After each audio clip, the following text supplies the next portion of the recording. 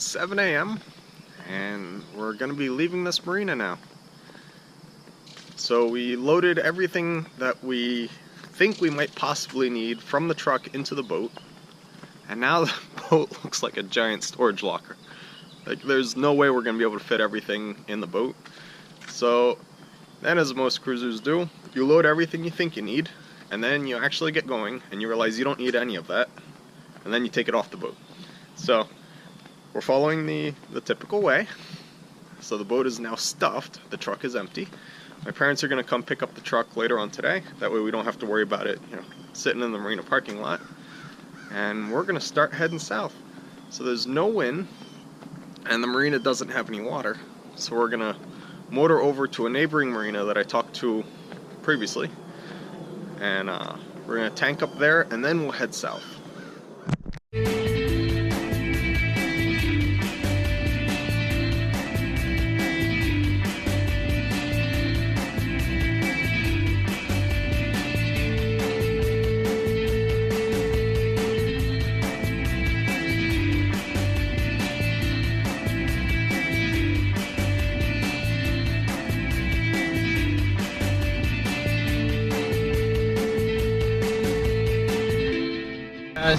Little tiny boat trying to pull him out. Got stuck. See if the little engine that could pull this guy out. I don't know if it'll work though, but we'll see what happens. Just sticking around. Hell of a sailboat, by the way. Thank you.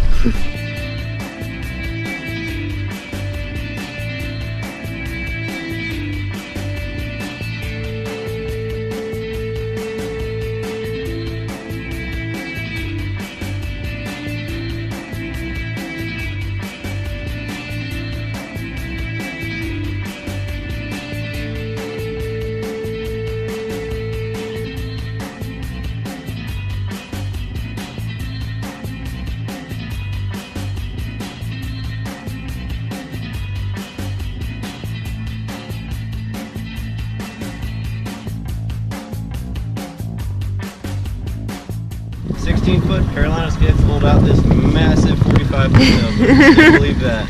That is wild. Awesome. Yep. What a help. Yep. Love it. Love it. Thank you guys. Have a good day. Thank you so very much. Not a problem. Not a problem. We'll see you on the internet. Sounds good, buddy. We ran aground while we were leaving, and this guy came by on his little Carolina skiff and asked if we needed some help. And he was such a huge help. Like, he saved the day. If it weren't for him, we would have had to wait for the next high tide to get off that shoal. But he helped me run out a kedge anchor and then waited around to make sure that I got off, and I was just dragging the anchor. We weren't going anywhere. And then he helped where we just like pulled the boat with his motor. And then he was like, hey, let's make sure you get out. So he pulled us all the way out of the creek into the river.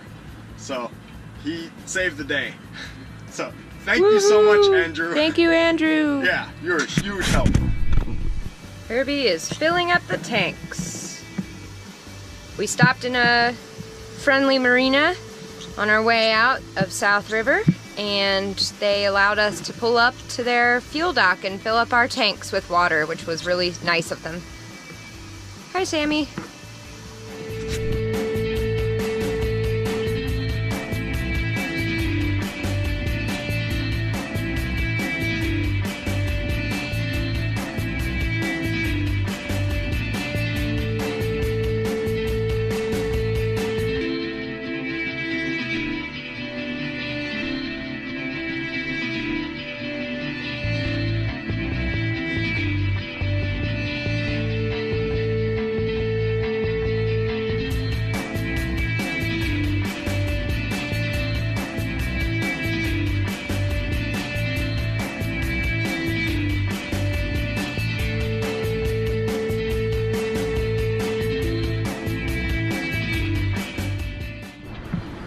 And we're off, headed with our bow pointed towards Solomon's Island.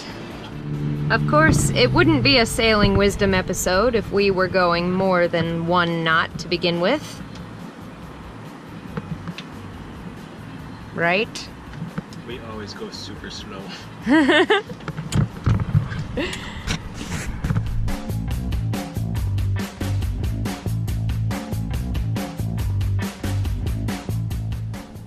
Nigel sent me an email asking me about the lifelines that we have since they're synthetic. So you can see there's no stainless steel in this, and you don't have to worry about meat hooks or corrosion or any problems like that. And they're really easy to set up yourself. So I'm going to go over the details of how they end and how they meet up to your pulpits and how they interact with the gates. So the lifeline simply runs along and it comes to an eye splice where I put a stainless steel thimble, and then here's the pulpit. And this lashing is simply spliced on using a Mobius Brummel splice right here onto the end of it. That way you don't have to do that, but I just did that way one point is fixed and all I have to do is tie one tail. If you don't do this splice, then you simply have two tails to tie, which isn't the end of the world. The other nice thing, since for example with our chest tie lifelines that are up here, we take these down a lot. Having the lashing spliced onto the lifeline means that we never have to worry about where is the lashing, or putting the wrong lashing with the wrong one, because they're different lengths. So it makes it just handy to keep it all organized and intact. So let's look at how you tie these things. So in this one I'm doing the chest tie lifeline, but it works the same for all of them. So the lifeline comes along and you have the lashing tied on to the thimble using an eye splice. Then you're simply going to pass it through a fixed point on your pulpit. Usually the pulpit already has stuff installed, making it ready to accept stainless steel fittings. It's just the same. So the important thing is you want to go in an order. So it doesn't matter if you go up or down, you just want to put all the wraps in the same direction. So I'm going to go down. So first one reaches, gets to the thimble, and then it goes under the eye splice. And it goes through. And then over here, go down as well. So under the thimble, or under all the other ones. And then under again. And as you go doing more passes, you have more of a pulley system and you can tighten it more. And that is how you get the appropriate tension on your lifelines. Now lifelines don't need to be anywhere near as tight as your standing rigging. So a simple pulley that you pull by hand is more than you'll ever need. Now you don't have to go that many passes. You simply need to not have a giant tail to tie at the end. So these last few passes aren't really needed. It's just to help take up the line. So we're down to the end. Just have a bit of a tail here. You're gonna come down and do a half hitch in the middle of the lines. And when you pull on it, you're gonna pull forward. So you have a half hitch that locks it. So you go in front of the half hitch, but here instead of going on the front, you're actually gonna go through this loop. And then you pull it forward. And then you do the same.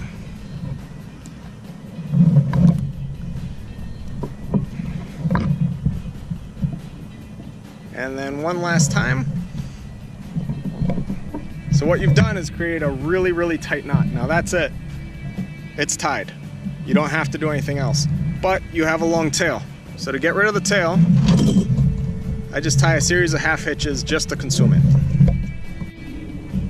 And that is it. And that is how you tie the lashings for your lifelines from the eye splice over to any fixed point that you use on your pulpits to tie your lifelines to.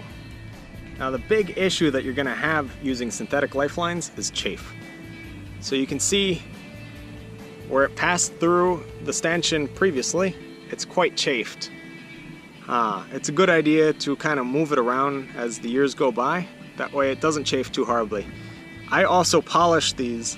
I polish the ports on the in and the out. I'm a dentist, so I used polishing stones that we use to polish silver fillings. But you can use a Dremel tool and other polishing stones. Those will work just as well. But the whole idea of polishing it is then you don't have any sharp edges to cause chafe and cut through or saw through your synthetic lifelines. Now these are specially made gate latches for synthetic rigging. It sounds really fancy, but the only thing that's different about them is this piece here. Instead of being set up to accept a stainless steel wire or a swage fitting or something along those lines, it has a fair lead, and a polished hole. So it accepts a splice from the Dyneema, and then it still gives you the luxury of a screw to tension everything. So that lets you set up the exact tension of your rigging, like down to the hair, using the little nut and screw. This latches on the same using the gate. It's just a regular gate latch, nothing fancy there. So I hope that answered your question, Nigel, about the synthetic lifelines. If anyone else has any questions about anything on the boat pertaining to rigging, the electric motor, sailing, life aboard, anything at all, let us know in the comments or send us an email, and hopefully we'll be able to answer your question fully in an upcoming video. So we're heading down the river doing 0.2 knots, and in all honesty it feels more like we're drifting out with the tide than actually sailing. But we're moving and it's in the right direction, so we'll get somewhere today. Meanwhile, Maddie is making me a sandwich because my mom gave us some gluten-free bread. So Maddie usually makes sandwiches for lunch while I eat something like an apple and wish I had a sandwich. Cinnamon bread, Pete. Yeah. That'll be gross with this. I'll eat it anyway. I really don't think it'll be a good idea. Please. It's gonna be nasty. It'll be a sandwich. Please. This is cinnamon toast. Yes, I know. Don't you want to just eat it? Yes, I'll eat it with the sandwich. It's gonna be gross. I'll eat it and I will enjoy it. And it will be delicious. Okay, that's really nasty. I really want a sandwich.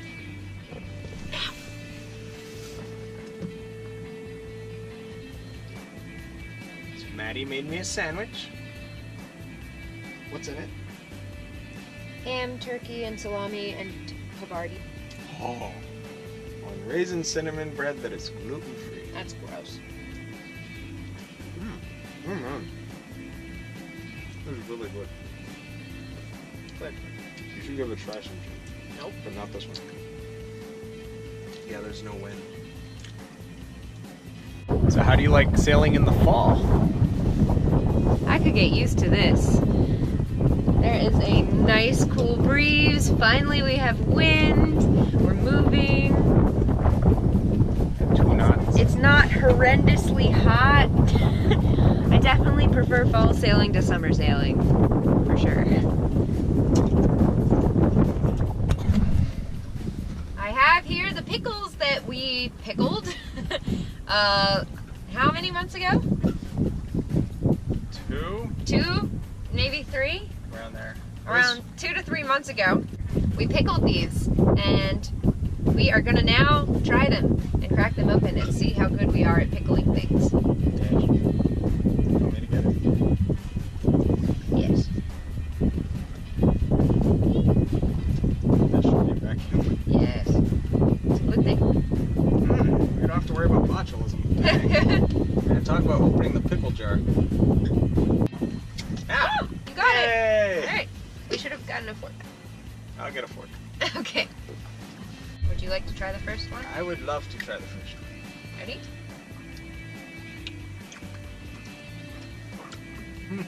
Not good? Ooh, that is strong. Not good? Ooh, it's spicy. Uh-oh. Is it bad? It was not a sweet dill pickle like I was expecting. It's good. Now I like it. Huh. But that brought tears to my eyes. I'll take another. Mmm. That's kind of horrible. It's all vinegar.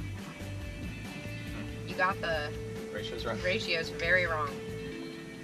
They are pickle. Maybe we need to rinse them. I'll take another. And they're not crunchy.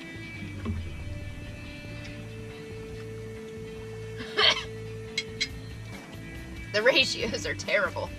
Well. We've learned that we suck at pickling. Yes. We made a lot of these. We made a lot. What did we do wrong? You know how to do pickling correctly? Please watch our full video. And see where we went horribly wrong. Does anybody have suggestions? We will now eat cheese instead. Yes.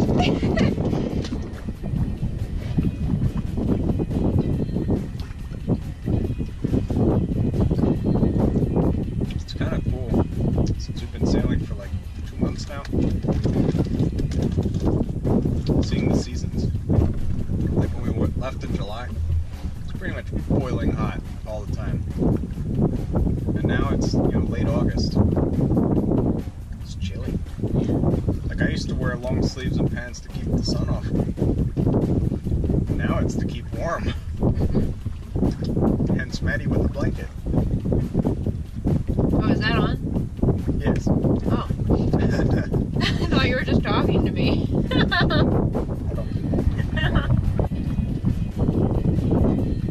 So this is the cockpit snack lunch. And some cheese. Some caramel pickles. They're sad. They pretty much taste like a combination of death and fury. It was like taking a shot of vinegar. Oh, that's that guy.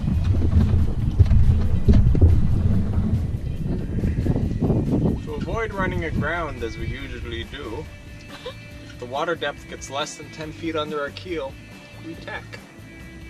It's 9.9.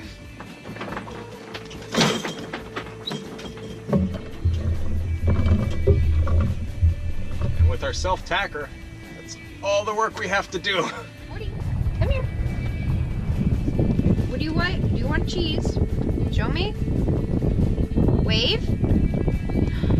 That's a good wave, Morty. Good boy. Do you like your cheese? Do you want a cracker to go with it?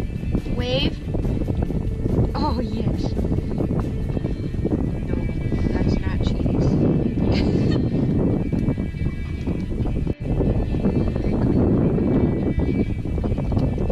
You know he's Welsh when he eats cheese and crackers.